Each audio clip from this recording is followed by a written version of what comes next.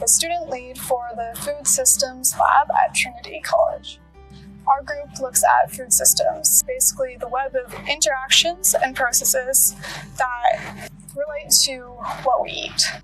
So we have allotment gardens that students are running over the summer. We have drop-in gardening sessions where people can get involved with growing their own food. And we also have educational resources where people can learn more about gardening and more about producing fresh, good quality food in an urban setting.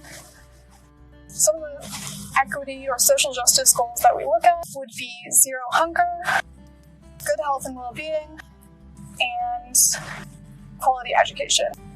Another sustainability development goal that we look at is responsible consumption and production.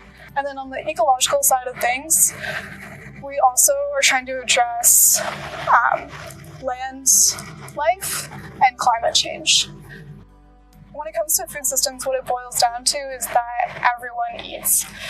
And no matter where you are or who you are, when you wake up, you have to get food. And because of that, food systems are such an integral part of how we interact with the environment.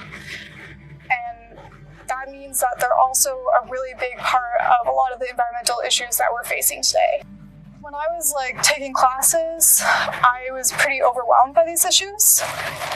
And for food systems, because it's a part of everyone's lives, it's something that everyone can take action and see a tangible impact. You can actually make a difference. One thing that I think is really important for students at U of T to understand about sustainability is that it's not a burden.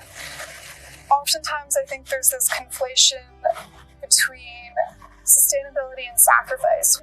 If we think of it as something positive rather than being an added weight, I think that would go a long way in encouraging more students to be involved with sustainability.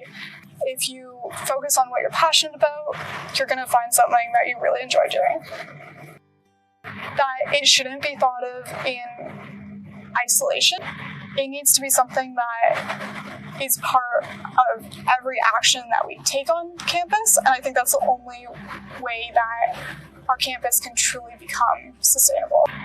Over the summer, we're going to be having drop-in gardening sessions throughout the week, and anyone who would like to can come out and help out in the gardens. We also are hoping to have a herb planting event and a sauce making event. You can also join our mailing list, which you can find on our Instagram page, and that way you can be updated about any events that are happening.